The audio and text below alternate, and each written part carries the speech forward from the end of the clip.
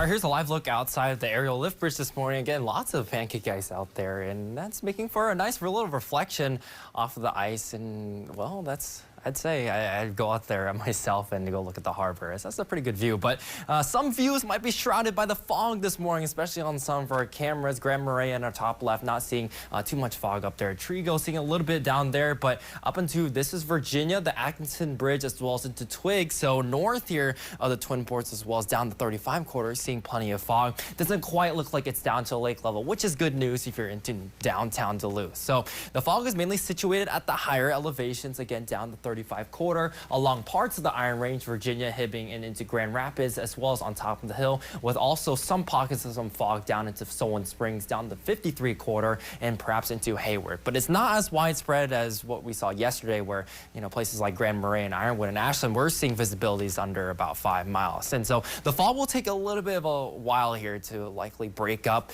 probably until the late morning hours, especially down to the south. But in terms of precip, we'll be dry today with just some clouds. Temperatures right now are into the 20s, some areas close or at the 30-degree mark, like in Moose Lake, and in Superior sitting at 30 right now, 23 in Grand Marais, 25 in Ely, and 27 in Ironwood. And today's forecast is going to be nothing short here of warm, with temperatures again into the mid-30s, some areas maybe even into the upper 30s, especially down to the south, or where we do see the sunshine. There's a chance that the temperatures could get stuck to around freezing if we hold on to the clouds a little bit longer, but again, it's still rather warm out there, and we'll certainly take the warmth here through the rest of the week. Now, I mentioned maybe a couple snow chances back on the table. We'll have a system move on through from the south and west here, sliding up towards the northland. This is separate from the late weekend system I've been talking about. This one's a little bit earlier. This is for tomorrow night, and trends have been pushing it a little bit further to the north and west, and maybe introduce some chances of some rain and snow here for our southeastern region. So we can kind of get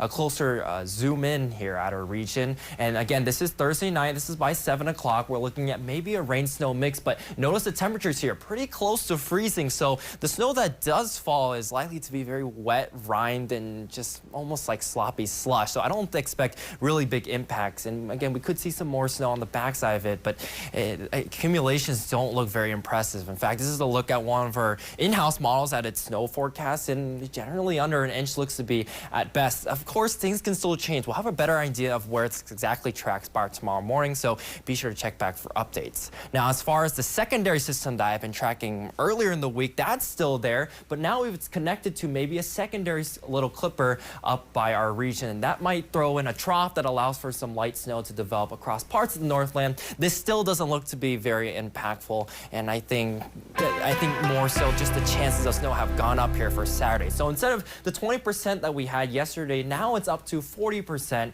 here, and again, it's going to be a fairly light snow. I don't expect huge impacts. Of course, that one can still change. We still have got about 4 days for that one, but again, be sure to check back for updates. It's surely going to be warm here though for the next couple of days, and then a brief cool down here for the weekend with highs returning back to the 20s.